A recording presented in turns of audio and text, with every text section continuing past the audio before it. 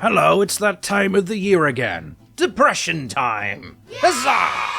And because I've been a good boy this year and eaten all my vegetables, Mum says in this video I don't need to deal with tech nerds who make their favourite tank on War Thunder their entire personality, whining about World of Tanks being a Russian game, it's actually Belarusian, while personally funding an oligarch's next mega yacht because if their Mark D Panther doesn't have the exact decal of their big titty Nazi waifu, then the game is literally unplayable. Anyway, today I get to rant about whatever I want, and I've chosen that most controversial of topic, the starship USS Defiant from the Star Trek franchise, also more popularly known in the Star Trek community as the USS Ben Sisko's motherfucking pimp hand. Called so because unlike every other Star Trek ship in the galaxy, this ship was built with the singular intention of being able to beat the absolute crap out of everything else, in particular, the Borg. The Borg are Star Trek's most ferocious, most well-known, and most overused enemy. In a perfect world, they are supposed to represent the exact opposite of the Federation. The Federation's primary mission is exploration and peaceful scientific cooperation with any alien species that it meets, all of whom you can put your penis in, especially them. It's a nerd's paradise. But the Borg are that perfect enemy. Their existence makes exploration inherently dangerous, you cannot beat them with any known technology, you cannot reason or bargain with them, and anything you throw at them, they'll eventually adapt to. They are vast in number, powerful even in small groups, relentless, and unstoppable. Or at least they're supposed to be. The writers of Star Trek did what all good writers of sci-fi do and inserted a pair of boobs into the Borg, and then made it so that every Borg drone was essentially just a mind slave to the whim of this whimsical pair of boobs, which in spite of supposedly being the central creation to an emotionless, relentless, purely logical hive mind, was overly emotional, easily distracted and driven by petty revenge and horniness. The Federation's attempts at dealing with the Borg were a series of very clever schemes, most of which failed because the characters would spend the episode questioning the moral implications of wiping out a species with a singular focus on intergalactic ethnic cleansing. So, while the superior IQ crew of the flagship sneak around trying to find some ethically moral scheme of reasoning with an unreasonable force, Sisko's solution is 4 giant plasma cannons strapped around an engine. And I can respect that. The Defiant is the Federation's first ever battleship. Well, in the prime timeline anyway. We're went out for X-Nar, boys. It is built to be small, armoured, and have a lot of firepower directed at whatever happens to be in front of it. Now you might be curious as to how an organisation like Starfleet could possibly have survived for so long without ever needing to build a battleship, especially since we are told the Federation has suffered several wars in its history, including with the race that is built almost entirely for war, revels in battle, and considers its greatest honour to die in combat. Their phrase for good luck is "Today is a good day to die." Yet against them, against an earlier war with a technologically superior foe known for using devices that can make their ships go invisible, and then a later war with a species literally run by a military dictatorship, no one in the Federation ever thought that maybe building a warship would be a good idea. Let me explain.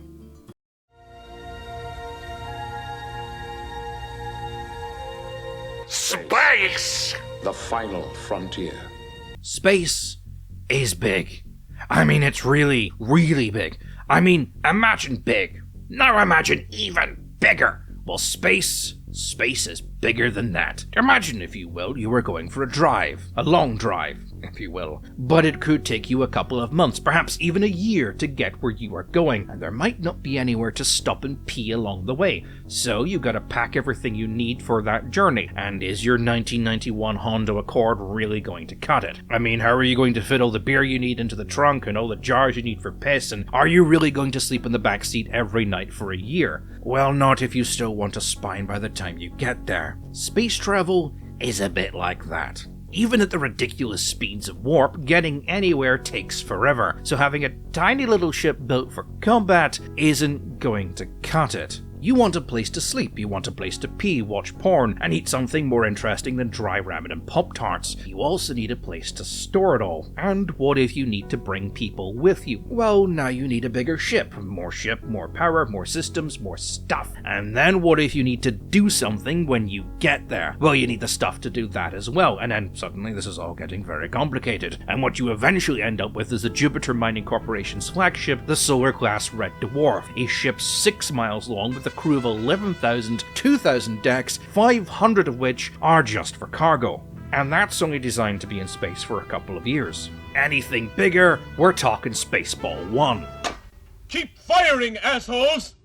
Hence why the most common ship in the Star Trek universe is the cruiser. Cruiser has space for everything you need, and everything you might want on a long-ass space voyage that could take several years. Everyone has their own sleeping cabin, there's a mess hall for eating in, a medic bay, some science labs, this room, whatever that does, and of course lots and lots of room for poo, because that's valuable matter and you can't just eject that out into space. Of course, the original series ships were built with the idea that starships were complicated. You needed a lot of crew doing a lot of things to keep it going. Automation on something as vast and as complicated as a starship was unreliable and prone to goofy hijinks. Much easier to have a lot of people in skirts hand you clipboards. But Star Trek explored something that most modern sci-fi and even modern Trek itself tends to shy away from. That is that space is so big and so varied, we may encounter something that to us and our understanding of the universe is simply unexplainable. Something that is beyond our understanding or even our capability to understand. That might look down on us as if you would look down on a fly that was in your room and you just kept swatting at it, trying to get rid of it, but it keeps buzzing around you. It doesn't matter how many times you try, you just can't get rid of the goddamn thing out of my house!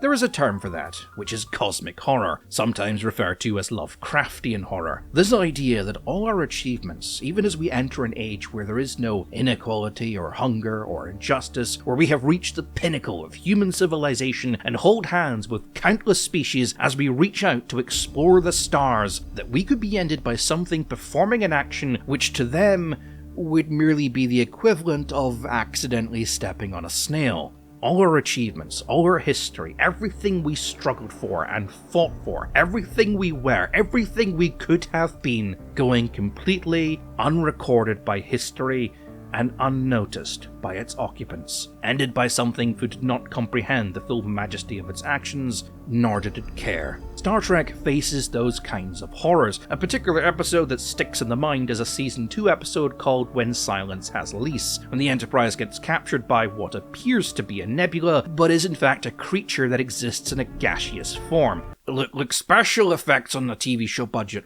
Like, they did their best, okay?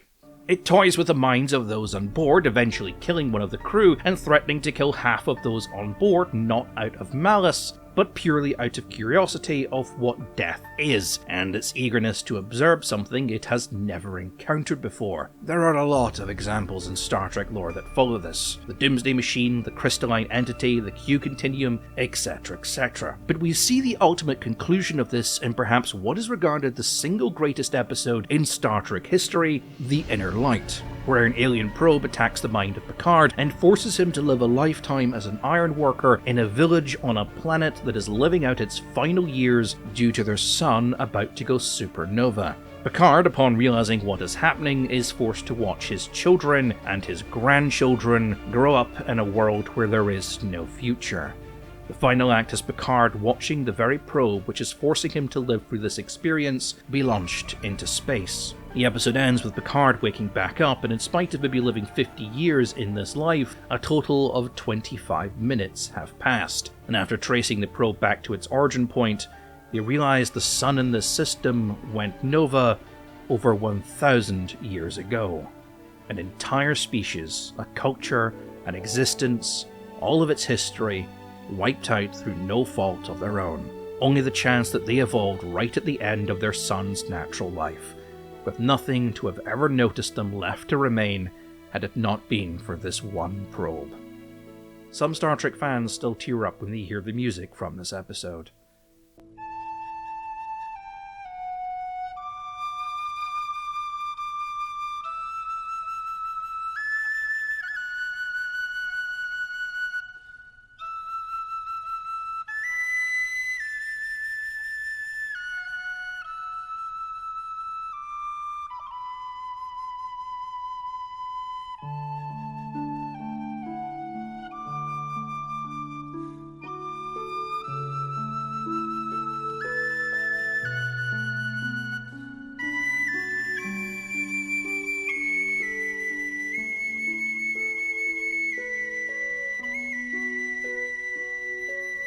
fans of the game Outer Wilds might sympathise.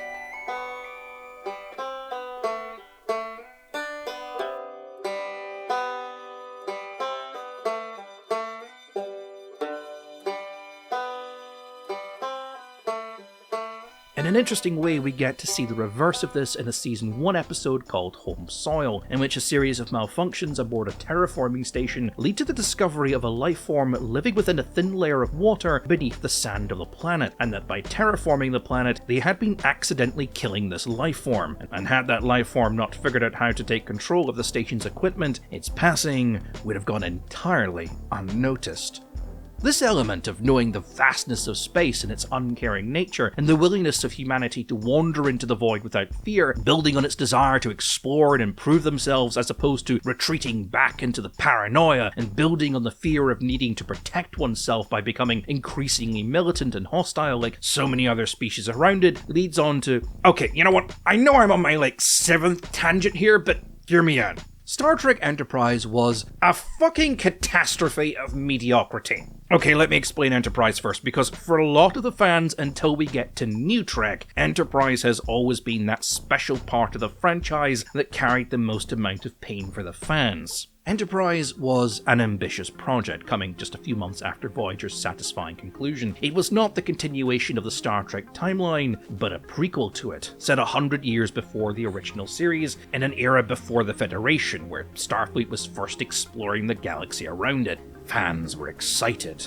and oh boy did that go wrong. The lessons learned in Voyager was a return to the next generation format was not going to work. Fans were hungry for something more interesting, and the best parts about Voyager and Deep Space Nine were arguably the parts where the consequences for the crew's actions in previous episodes finally caught up with them. However, the biggest issue was, regardless of whatever peril Voyager faced, at the end of the episode, things would be back to normal, and the ship would reappear in the next episode fully repaired with a fresh coat of paint, seemingly with an infinite supply of shuttles and torpedoes, in spite of the limited quantities of such being such a massive concern at the start of the series. Trust me, fans have written very, very long episodes and discussions about exactly how many shuttles the ship is supposed to carry. A complement of 38 photon torpedoes at our disposal, Captain. And no way to replace them after they're gone. Ready your photon. Ready, photons. Fire. Mr. Tuvok? Ready, Captain. Fire. Shields down to 47%. Load aft torpedo bays.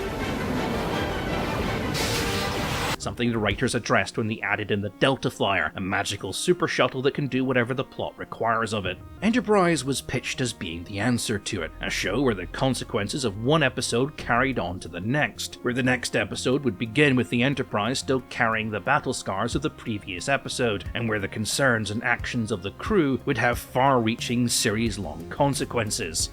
Fans couldn't wait. Instead, what they were given was a watered-down version of the same next-generation episode in a can, Monster of the Week format delivered with the script-writing talent of a Sci-Fi Channel original series. All the tropes were there. You had Captain America, who would launch into a speech about freedom at the drop of a hat, and was so American they dug up an actor who was quite literally a ranch-living cowboy. Former Quantum Leap actor, Golden Globe winner, and amazingly miscast Scott Bakula. Joining him was his southern sidekick, who he knows from the South because he won't shut up about it, snarky British dude, token black guy who has about 3 lines in the entire series, comic relief, and of course the women, who are women so are not allowed any personality or personal growth unless they're showing off their midriffs to the camera. Enterprise was a catastrophic failure, devoid of the formula that made its predecessors popular, and when it started to gain traction in its 3rd series, when the writers finally realized that the problem was them all along, it was too little too late, and the show was cancelled halfway into filming its 4th season, specifically the filming of this episode. Photon torpedoes. Starfleet can't afford to lose any more ships. Before we can defeat the rebels, we must defeat them. My only concern is saving the Empire. Destroy them! Understood. What the hell is going on? Destroy them! I've been a soldier all my life. with the finale being considered the biggest slap in the face to the fans and the final insult in a franchise that should have died the day Jonathan Frakes squeezed his fat ass through the fucking door. But it could have been so different. Earlier ideas for the long-reaching series were rumored to be something more spectacular, a divergent point being Enterprise's first encounter with an alien starship in Episode 3. Captain America makes a speech about humanity, but the ship does not answer. This leads into an investigation murder mystery by the crew, but it is rumored that the original idea was the captain and crew of the ship would cut the speech off halfway through, start laughing, and then fly off with that explanation. The rest of the series would then have the crew of the Enterprise slowly realizing that the galaxy around them, though teeming with life, was largely uncaring and hostile. Each and every faction was out for itself and would take advantage of any display of weakness, leading to Earth and its colonies being attacked and raided by opportunists who later turn out to just be regular people trying to survive in an uncaring galaxy, since the only way to survive is to be tough and be aggressive. This would have created an interesting dilemma in humanity's attitude towards space travel. Do we continue to push our narrative of goodwill and peaceful cooperation, knowing no one will ever take us seriously, and others would only see that as a weakness to exploit? Or do we follow the example of everyone else and forge a powerful, militaristic empire, bringing those around us to heel and showing the galaxy that humanity is not to be fucked with? This is where the timeline split of the Federation of the Prime Timeline and the Terran Empire of the Mirror Universe would take place, in such a way that somewhat mirrors the United States' own character growth as a country at the end of the Bush era. Do we do as Kissinger wanted by taking random countries around the world and decimating them so badly it becomes an example of why you don't mess with the USA anytime there is a problem? Or do we realize that such actions only lead to further hostility and you can't fight everyone all of the time? Something they are still learning, but they'll work it out. It only took the British Empire 230 years to work that one out, so, give them time. So anyway, Enterprise could have been glorious. Instead, it sucks bigger balls than that guy who had sex with that horse and died. I forget his name, like Mr. Hands. Anyway, I'm supposed to be ranting about the Defiant. Okay, so unlike Star Wars, where everyone's an asshole but the good guys have cool laser swords,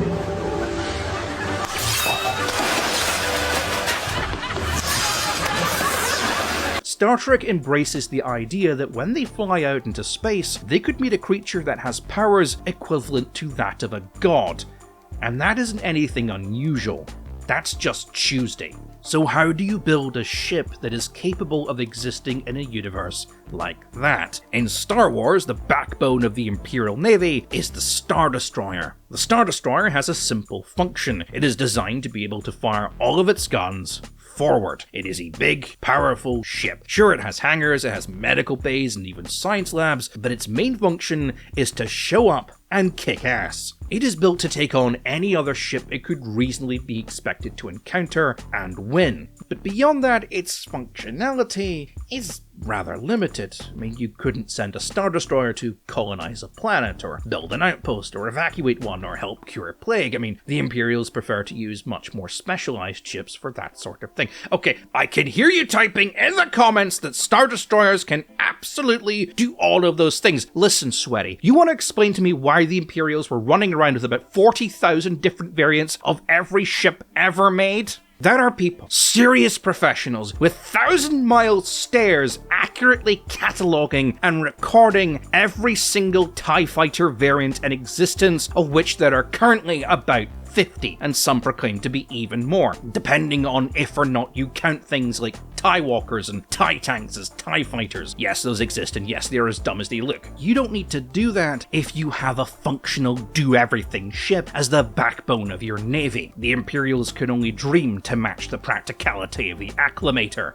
I'm just saying. But whatever, regardless, the Imperials can get away with this because they have the resources of a galaxy, and everything in that galaxy exists in a way they can understand. The most powerful ships are still vulnerable to turbo lasers, the space wizards can still be killed with regular guns, and travel time between major systems is calculated in days, not centuries. So if they need a specialized ship, one can normally always be made available. The Federation doesn't have that luxury. The ships in Star Trek are expected to be able to operate alone, often for years at a time, and essentially need to do whatever needs to be done without support.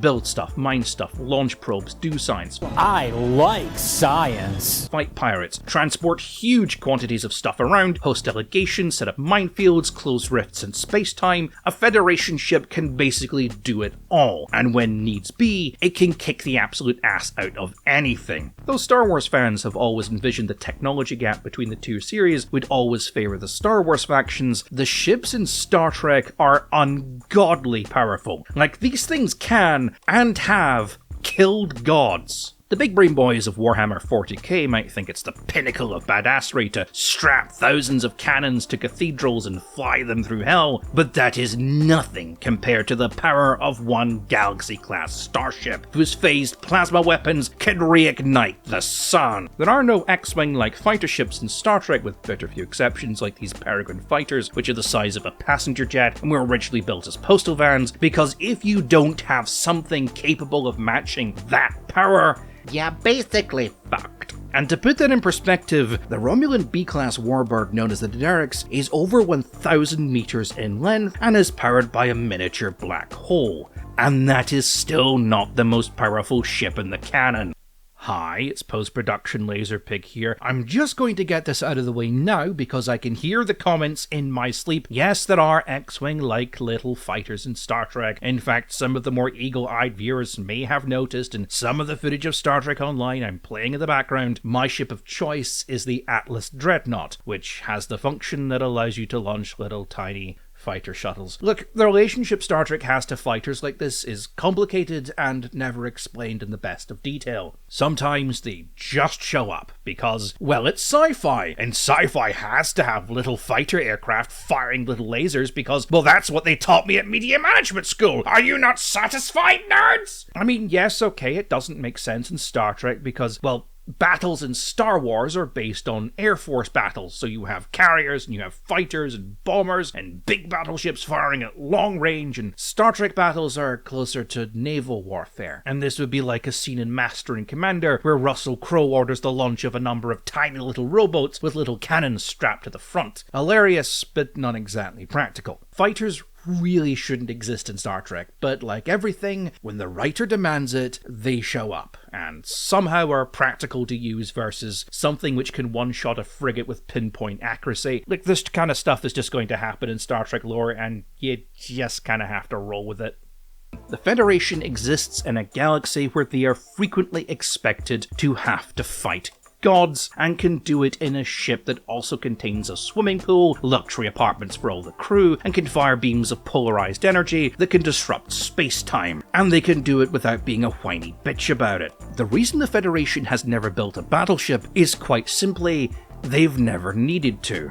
Typical Federation cruiser with all its luxuries intact can go toe-to-toe with some of the Alpha Quadrant's most powerful warships, and since cost isn't really a factor, there has never been a requirement to remove those luxuries. In fact, over time, there has been a bigger reason to keep adding them. The original series ships were built largely without automation. They're crowded, but that's okay. Having a big crew is pretty beneficial.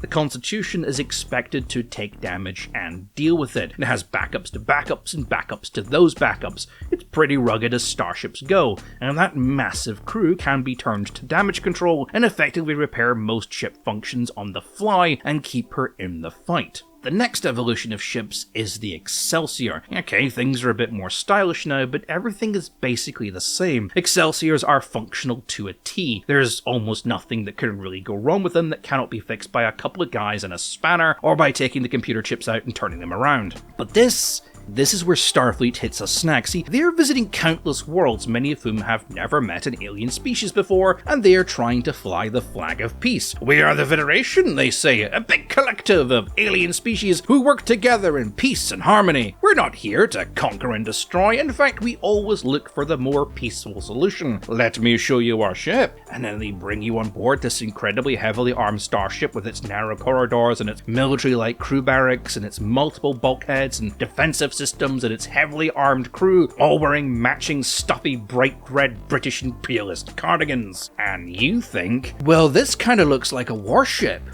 And you say you come in peace? So the next evolution takes a step away from that, and we get the Ambassador class. Much larger, equally as powerful, but now the corridors are large and plush. There's nice carpets, decorated meeting rooms, bars and lounges with comfortable sofas. It feels more like a flying hotel than a battleship, so you feel more at ease, more comfortable. It lures you in with that soft-looking interior, but if you fuck with it, God cannot help you. And while not the final evolution in this, the Galaxy class is really the last in that line that sort of takes that ideology to heart. The Galaxy class is built to be in space for decades without support, and since you are also expected to be on that ship for potentially years, you take your family with you, and you can happily live your entire life on board. It has parks, a school, bars, even apparently an aquarium, a small zoo, as well as several magic rooms that can recreate any sex fantasy you want. Computer, generate 80-foot tall version of Daisy Ridley circa 2019 with a full bladder.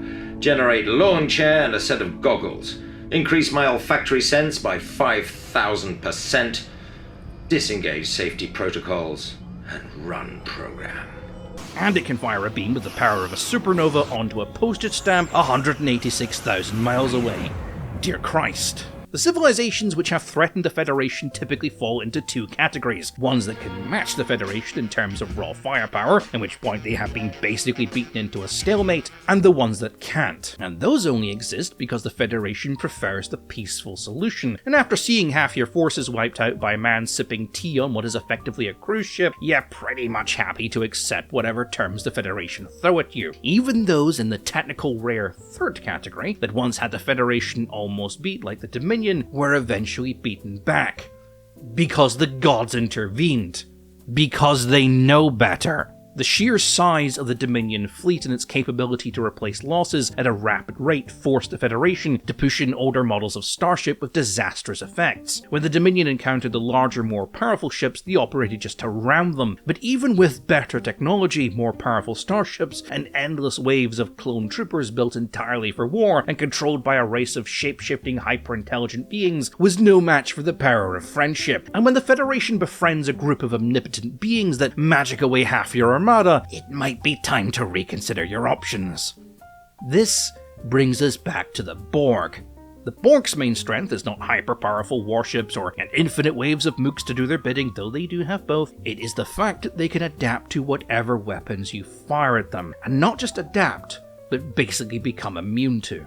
Let's not kid ourselves here, that one ability is what makes them basically indestructible. Without it, the Federation would be fighting fish in a barrel. The first time the Federation encounter the Borg, the Enterprise basically kicks the ever-loving crap out of them before they become immune to their weapons, and their ship self-repairs. If it hadn't done that, Picard would have bitch-slapped them aside on his way to order another tea Earl Grey hot. But for the first time in the Federation's history, they now had to deal with a being that they couldn't physically stop with weapons, or negotiate with. And this is my major problem with the Defiant. In modern war, the idea of the jack-of-all-trades equipment has taken prevalence over the master of one, because survival on a battlefield and war in general depends on not any one factor, but the ability to change and adapt to the situation around you. There is strength in being able to rapidly change tactics and learn from your mistakes. The Federation doesn't do any of that, to the point where I'm starting to question the intelligence of the Federation as a whole. Generations of peace-loving bureaucrats have made them effectively bad at war. They have an enemy that are immune to guns, so their solution is more guns. Seriously. Out of the 4 ship classes built to take on the Borg, what are any of them doing differently from a regular Federation starship that would benefit in a fight with the Borg? The Borg are immune to energy weapons and can move through shields as if they aren't there. So if you were in charge of an anti-Borg ship, why would you equip everyone with phaser pistols and use shields as your primary defense? You know what would be better? A door! Just a big-ass door. The Borg have proven to be incapable of adapting to melee and projectile weapons. Everyone on that ship should be armed with at least a knife. You know what? Give everyone a spear and a shield and teach them how to form a phalanx. The Borg with their zombie-ass walk isn't getting through that anytime soon. Get rid of your shields, replace it with armor. Cover the hull in mass diver and railguns. The Borg cannot adapt to solid projectile weapons. You have the goddamn power to physically replicate armor onto the ship. There's an episode of Deep Space Nine where they prove they have a projectile weapon, where the projectile teleports instantly into the brain of the target. You are able to shoot people through frickin' walls. And yet, when it comes to fighting the Borg, all of this technology is just miraculously forgotten. What are these ships doing that any other ship of the Starfleet Armada is not also capable of doing, and better? The answer is nothing! The Steamrunner, Norway, and Akira are beautiful ships in my opinion, especially the Steamrunner. I don't know why, but so ugly yet beautiful, and I just wanna grab it. But these are just the Galaxy class in a smaller package, and if a Galaxy class cannot fight the Borg, what exactly is the Norway supposed to do? Then there's the Sovereign, which is basically the Galaxy class turned up to 11. It's the next evolution in the Starfleet ship design, and again, it features all the luxuries and capabilities of a Galaxy class with more DACA. And when I say more DACA, I mean the supernova death beams are a little more powerful, and it can rapid-fire quantum torpedoes. What's a quantum torpedo? Well, it's a photon torpedo, but it's blue. The Sovereign class and a fleet of starships, which included the aforementioned anti-Borg ships, show up to beat the ever-loving crap out of a single Borg cube and prove to be utterly useless. Only saved when Picard points everyone to a weak spot on the cube that he didn't think about telling anyone before. Maybe, I don't know, that was vital important information, but no! That leaves one last ship in our lineup of what the hell were you thinking anti-Borg ships? The Defiant. Oh boy! So the Defiant is Starfleet's first dedicated battleship. It has one purpose: fight things. Mostly the Borg. And what does it do over all these other ships? What new weapon is it bringing to the battlefield? What fantastic new ability does it bring over every other ship? Fucking nothing! Well, that's not true. It does a lot of things differently, but the way it does it... Okay. I talk a lot about bad designs on this channel, and usually I can come up with some kind of excuse as to why they're like that, be it lack of funding, available materials, or just the regime in charge making the wrong decisions when it comes to what a future war might look like. But with the Defiant, I am adding a new category: sheer incompetence. Because the major issue I have with the Defiant is its design and its reasons for existing in the first place. If the Defiant were a gun being built by a modern army, it would be a blunderbuss with a 12 times magnification scope designed to operate underwater to fight the Taliban. If it were a tank, it would be a multi-turreted monstrosity armed entirely with anti-air guns, where the crew has to actively step out of the tank in order to get it to reload. And who would design a thing like that, I ask? In short, it's bad. But how bad? Come with me on an adventure. Fun will now commence. So first we need to explain, why does this thing exist? Well, it exists to fight the Borg. It can't do it because the Federation design team in charge of building the new generation of anti-Borg combat ships has the combined IQ of a beef sandwich. And they couldn't get it to work anyway, so into mothball it goes. So why did they bring it out of mothball? Is it to fight the Borg? No. It's for this. Our mission is to take the Defiant into the Gamma Quadrant and try to find the leaders of the Dominion, the Founders. We have to convince them that the Federation does not represent a threat to them. So let me get this straight. Actually, hang on, I have a prop here. Hang on a minute. So let me get this right. Your plan is to approach a hostile, militaristic, paranoid, galactic empire, and to prove that you are not a threat to them, you show up on their secret homeworld with a heavily armed warship. Sorry, not just a heavily armed warship, the single most powerful warship the Federation has ever built, brought out of mothballs specifically for this purpose, and fitted with a cloaking device so it cannot be detected as it flies towards the one planet housing all your military leaders with enough firepower to level a city.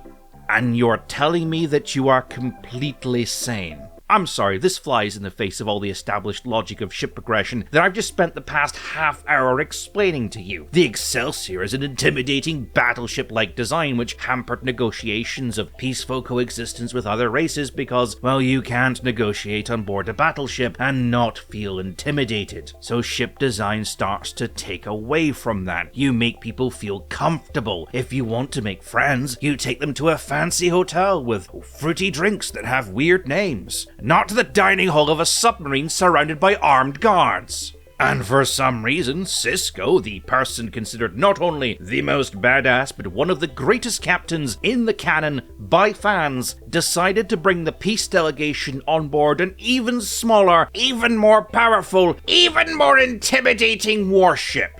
And rather than throw spoons at him like the Federation should have, they agreed? What was going on that day? Was this like the last point in a meeting that had been dragging on all day and now it was like almost 5 o'clock and all the donuts had gone stale and everyone just wants to go home and the last guy stands up and says, "Oh, before we all leave this gigantic militaristic empire with thousands of warships and clone soldiers of which all are leagues more powerful than our own, should we try and intimidate them?" And everyone just went, yeah, that'll work. To put that in perspective for you, that is like North Korea showing up suddenly in Washington Harbor with one of their old-ass Soviet submarines demanding we agree to peace terms.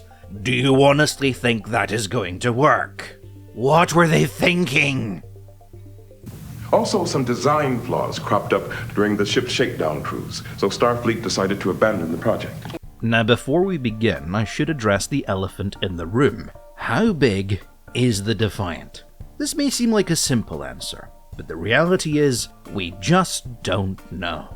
The Defiant is a ship which has the not unique problem of constantly changing size throughout the show. In some episodes, and even that one movie, it has appeared to be about at least 50 meters in length, but in some other episodes, it's about 170. But the official plans claim it to be 120. But if we look at those plans which appeared in the show, and using reference points that we find here, such as the shuttle, which we know to be about 3.3 meters high, we can assume each deck is about 3.5 meters high, giving us a total length of 110 meters. But then we see characters use these corridors in the show, and you can tell based on the height of them that each corridor is only about 2.5 meters tall, meaning the shuttle can't fit here. It's also supposed to have 5 decks, but the plans only show 4. It's a mess, okay? So I'm using the David Schmidt plans, because these are apparently the closest things we have to an official blueprint. Now, I'm not getting into the argument of how big the Defiant is, because yes, I know using the David Schmidt plans means I have to accept the Defiant is 120 meters long, which means this hatch is not big enough for that shuttle to fit through, but I have other problems with the shuttle bay. We'll get into it.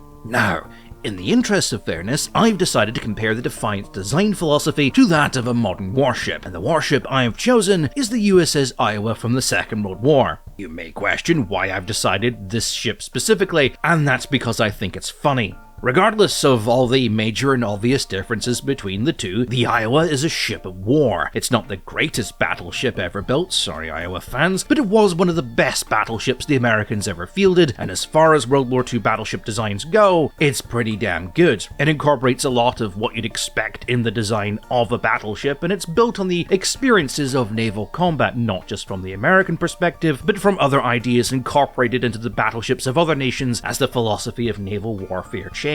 It remains one of the best examples of the solutions brought about to combat the challenges of naval warfare of the period, and given how so much of Star Trek is based on US naval standards and traditions, I thought it an apt ship to compare it to. It also means I get to use this clip. Fuck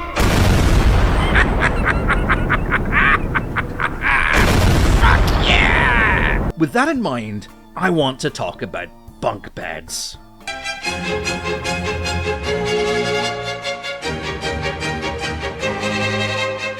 Only the most exciting things on this channel. Bunk beds. 2 beds stacked on top of each other. Sometimes more. The Iowa makes use of them because, well, space is a luxury, and this is the most efficient way of utilizing what little space there is to make sure everyone gets a bed. You can't afford to give everyone their own cabin, so this is typically something reserved for the upper officers. So on the Iowa, they employ what's called a hot bunk system. No one has an assigned bunk, everyone just takes turns on whatever bed is available between shifts. Well, okay, that's not quite true. Some people do have assigned bunks, but like one bunk will be assigned to like 3 different people who will kind of share it on a rota. But we're getting into it. We've seen the Federation do something similar. The Excelsior has a bunk system. The Enterprise A has a bunk system. The Defiant, a ship where we are told space is an absolute premium, where the design philosophy was to strip out all non-essentials and make it as small as possible, has private quarters for all the crew.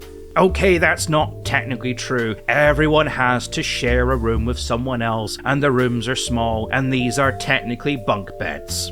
Bunk beds? Yes, I get it. But this is not the point. We'll get to that in a second. Firstly, what's this? Well, it's a workstation for some reason, I guess for like personal things like sending messages home and things. I don't know why you'd allow your crew to do this, since allowing everyone on board to send a constant stream of unmonitored calls home sounds like an easy way to give your ship's position away, but what do I know? I'm more concerned, why do these rooms exist in the first place? Okay, I understand some officers on board ships, like the Iowa, might have something like this, but these bunks are for the officers. The bunks on the Defiant are not just for the officers, they're for everyone on the goddamn ship! In fact, there's more than what the ship needs. It has a complement of 50. How many bunks does it have? 65, assuming the captain is the only officer who doesn't have to share. So not only do we have 15 extra bunks that we don't need, oh by the way, the ship can apparently fit an extra 100 people on board, for emergency evacuations somehow, but Look, Starfleet crews work on 3 shift rotations. There are 16 crew members active and on duty at any one time. 16 are on standby, and 16 are presumably asleep. If we had a hot bunk system, we could knock 65 bunks down to about 20 and save so much space. And guess what we could do with all that space? More weapons, more power, more space for torpedo batteries. Like, I know I'm going on about this, but this just annoys me. Okay, it's another issue we'll get onto later. Because as fun as it would be to rant about the Defiant's completely baffling and inefficient use of internal space, this corridor here, this pisses me off. See these things? They're escape pods, 2 on each side, but there's no way to get from this side here to that side over there. So if the abandoned ship order rings out and you go this way, but everyone else also went this way, which is a thing that can happen when everyone's in a blind panic and you've got explosions going off around you and you've got like less than 10 seconds to get to jump into a pod. And then you get here, these pods are full, so you have to double back, go all the way back down here, back through the bridge and then up this corridor. Why did you do this? Why did you just put a corridor right there? It gets worse, because if you're in the engineering section, you have to run to the opposite end of the 120 meter long starship through medical, which is presumably trying to evacuate people in stretchers who would be going the opposite way to the shuttle bay. Can you maybe see why that would be a problem? Does health and safety risk assessment forms not exist in the Star Trek universe? Obviously not, considering engineering is built over 3 floors, and due to the limits of space, the only way to move between floors is this ladder. This one ladder. Fantastic. Disregarding that in the show we see ships under fire all the time. It causes explosions. It causes the ship to rock around violently. And you're telling me the only way of getting around probably the most important room on the ship, the one room which typically requires the most amount of attention from damage control teams, is this one flimsy ass ladder. You fall off that thing, instant death. You never heard of one of these? You know what that does? It stops people falling off ladders. Star Wars has it. You know what the Iowa had? Stairs. Stairs with railings. Railings people could grab onto to stop themselves falling over, because guess what? The ocean is not flat. And ships tend to do this thing where they rock about the place. And that makes moving around kind of tricky sometimes. I praise the Iowa for having such innovation, but here's a picture from a replica 12th century medieval carrack. Do we notice something?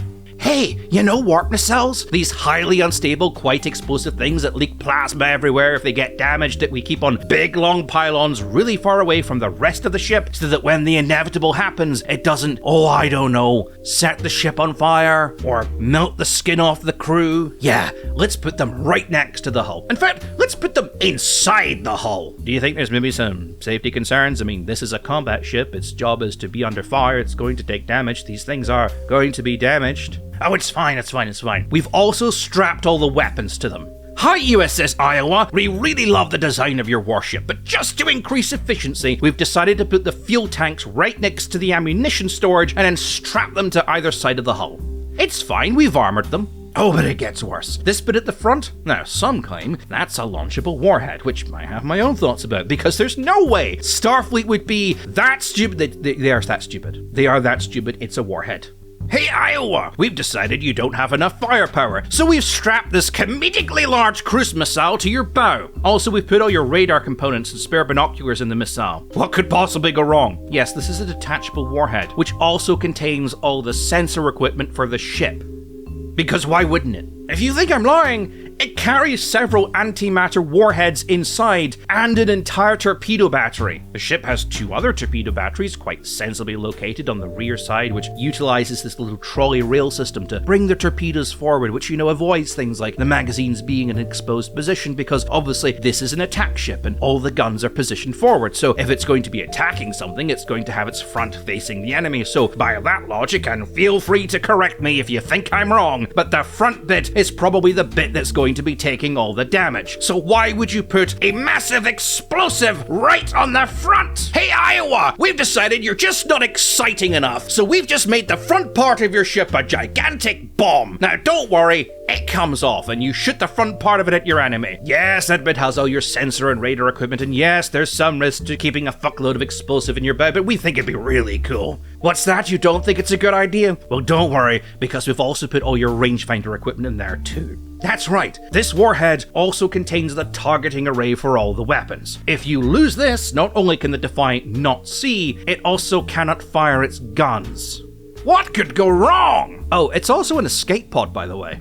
I'm not making that up. It has its own thrusters, it has its own crew compartments, enough emergency supplies for months, it's even got its own little bridge. It's also filled with fucking explosive! And they put it right on the front of the ship! The bit most likely to get shot at! And you are expected, in the case of an emergency when you have to abandon ship, to take shelter in the magazine! One solid penetrating smack to that frontal plate and this whole thing goes up like the 4th of July. Who designed this? I think I understand what happened here. So this detachable bit at the front, yeah? Big escape pod? No. Warhead filled with explosives. What do you think, John Starfleet? They want some fucking cocaine! I'm so glad they never used this in the show, because, you know what, now we can just ignore that this thing exists. In fact, I'm going to rewrite it here, okay? Screw it. You see this bit? It contains all the sensor equipment. It needs to be on the front of the ship, so we've armored it, but we know that's never enough, and since we expect it to take a lot of damage, it is detachable, so you can just quickly swap it out for another one when you get back to Starbase. Can we all agree that's better? Can we all agree that that's a thing now? Since apparently we can just arbitrarily rewrite established 60-year-old canon on the fly now. How much clout do I need in the Star Trek community before I can overrule the living embodiment of a bad Thunderbirds puppet? We all good? We happy? Good. The Defiant doesn't have any toilets. Also, can we please talk about the shuttle bay? Okay, the Defiant is small. It's built as a short-range combat ship, but it can land on a planet's surface and supposedly has landing struts. They're not on the plans, but they do exist, somehow. So, why does it need shuttles? Well, people give me all sorts of answers, so much so that Google's definitely an AI, not just repeating whatever the first result says back at you system gives me a list of them, none of which are particularly convincing outside of that one rare scenario where you have to transfer something or someone and the Defiant just can't directly dock at, land at, or teleport you there. In which case, I'd see why you'd need a shuttle. One shuttle. Not 3 of them, built into this neat little row, meaning you have to launch them one at a time. Sorry, did I say 3? I meant 4.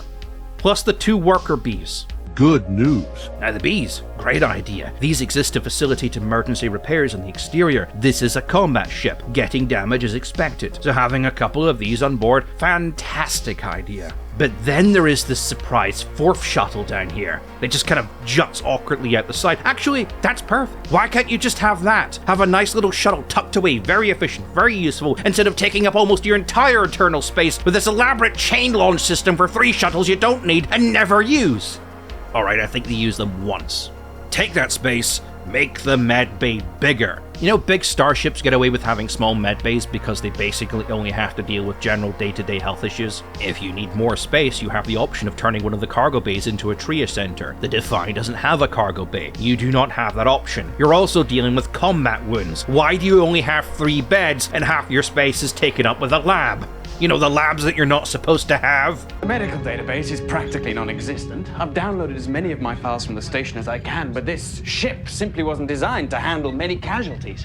And for all this inconvenience, for all this stripping out of the luxury of being able to handle more than 3 light casualties at once, the flagrant breach of OSHA regulations, and the questionable placement of the magazines, which really should be in the center where the shuttle bay is, as it's the most armored part of the ship. Yet another reason to get rid of it. For all the joys of having a ship that can sleep 65, and a mess hall that can only feed 16, a transporter room as big as the med bay, and a massive bomb strapped to your front, of which behind conveniently sits your shield generator and the machine which keeps your ship from falling apart, you get a tiny, expensive, incredibly impractical fighter ship that is not only resource intensive to maintain and an absolute maintenance nightmare, but comes with the benefit of having enough firepower to equal that of an upgraded Excelsior class. Look, I could go on about this all day, but I have a limited amount of time and this video is getting long enough as it is. The Defiant is one of the most beloved ships in the Star Trek fandom, and thanks to New Trek's utter obsession with Kirk, and general lack of knowledge on anything about Star Trek outside of the common Kirk tropes, the Defiant and Deep Space Nine remain untouched by the likes of people like Kurtzman. Mostly because the plots of the episodes are too complicated for him to understand. But in our haste to worship this tough little ship... Little? I think we're overlooking the obvious problems. The problems being that it was designed by a team of brain-dead monkeys high on ketamine and ractogeno. I'm not saying I could design a better ship, but poor use of space, blatant OSHA violations, wacky concepts dreamed up in a cocaine fever dream, and a complete failure to understand what a battleship even does, combined with being utterly useless at its one design task, and even more useless at the task it was actually used for. If the Defiant didn't have the benefit from being shrouded in plot armor, I'd say you'd be safer in Starbug. So at this point, people are like, Laserpig, you're so sexy and brilliant, have children with me. I'm joking, I'm overweight and went prematurely bald at 16. What they actually say is, well, Mr. So-called Laser, so-called Pig, if that's your actual name, it's not, it's Malcolm. How would you design such a ship if you're so brilliant? Even though I just said I couldn't design a better ship, let's give it a try.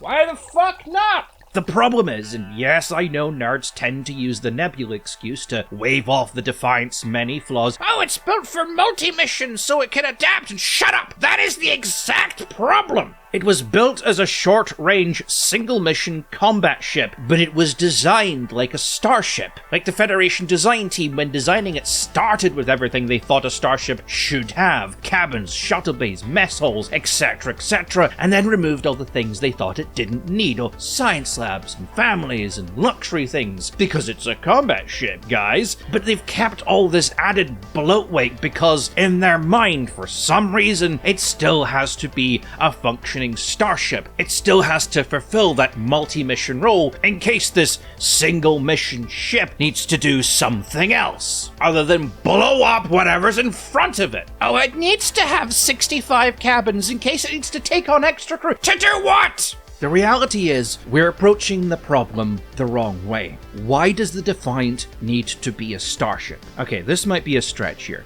During the First World War, submarines did not have bunks, or mess halls, or days of food and water on board. They operated in large packs and would have a tender vessel nearby which would supply them with everything they needed, but also provide space for the crew during their downtimes. And now it might be a bit of a stretch to push the Defiant's concept this far, but in my opinion, a similar idea would work better for it. A no-frill starship with nothing on it outside of as much armor and as much weapons as you can cram onto it, designed to operate in packs, and all serviced by a much larger carrier vessel which could not only service and refuel and rearm and repair those vessels, but supply everything the crew needs when not in combat. And it can have science labs and big quarters and fancy whatevers and families, I don't care. Of course Starfleet already has a ship like that.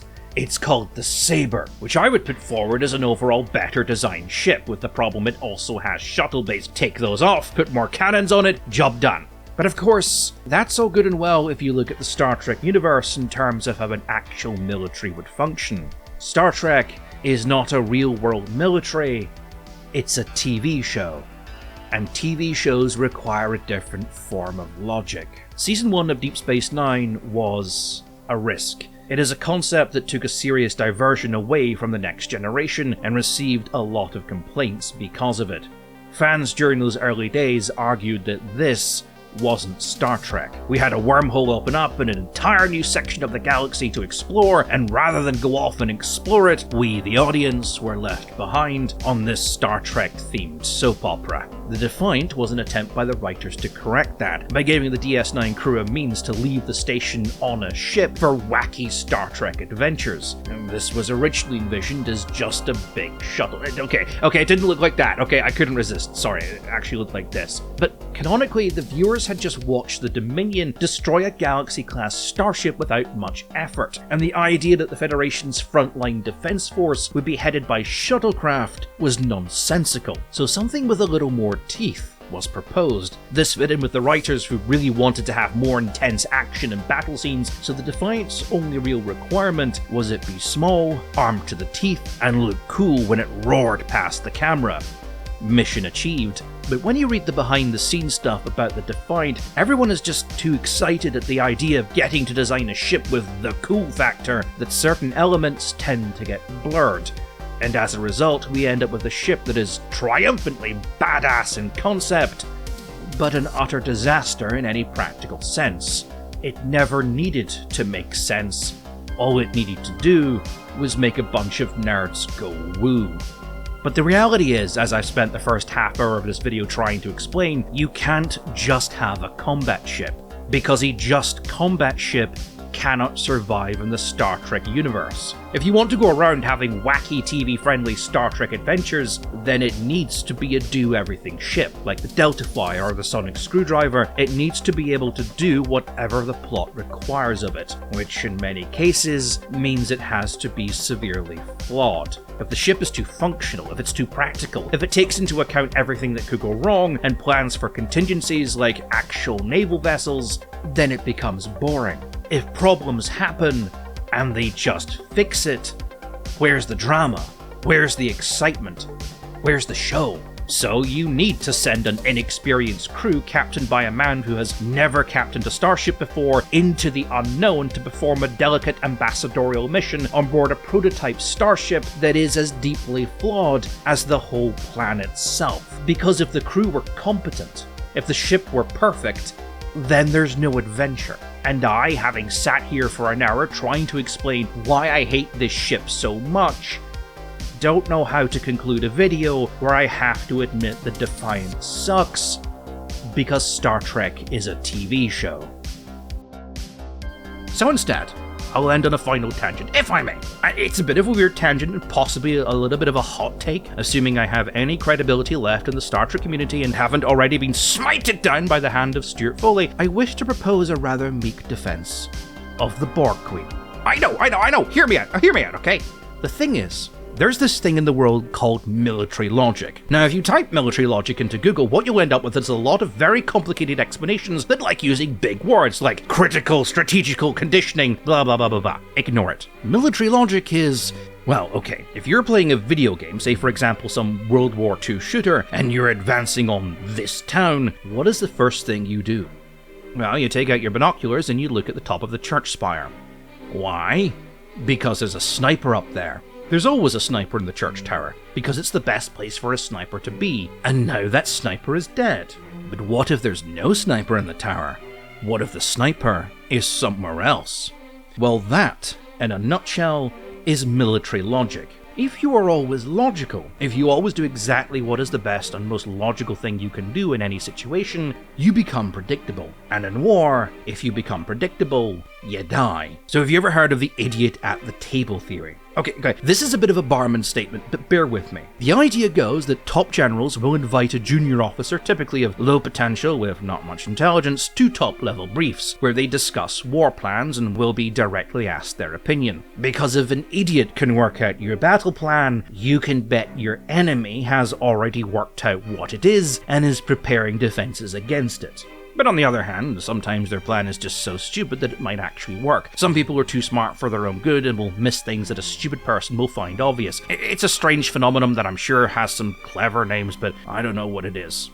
To the Borg, an entity of pure logic, the Queen is their idiot at the table. The problem the Borg have is when they encounter other races like humans, they're not dealing with an equally logical force. Humans are irrational, illogical, and prone to taking risks. They're driven by things like petty rivalries and revenge. These are concepts that are entirely alien to the Borg. Their purely logical hive mind cannot comprehend such things, so they basically need to create something which can. An illogical force feeding the logical force with the irrational and the emotional, in order to make those things both not only comprehensible, but potentially predictable. If you want a better example of this in sci-fi, this was a problem faced by the Daleks of the Doctor Who franchise during their war with the Malevians. Malevians? Villains? Whatever.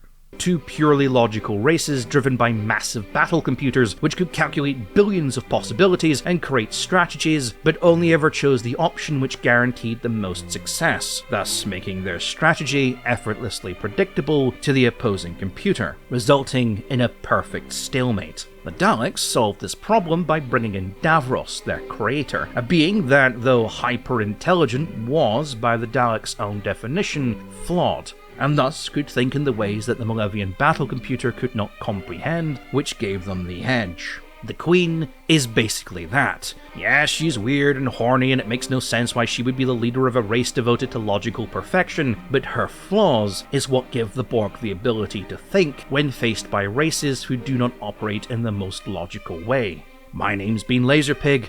Thank you for coming to my TED Talk. If you'd like more information on why the Acclamator is the best ship in Star Wars, I will never make that video, but feel free to comment below as it helps with my asylum application.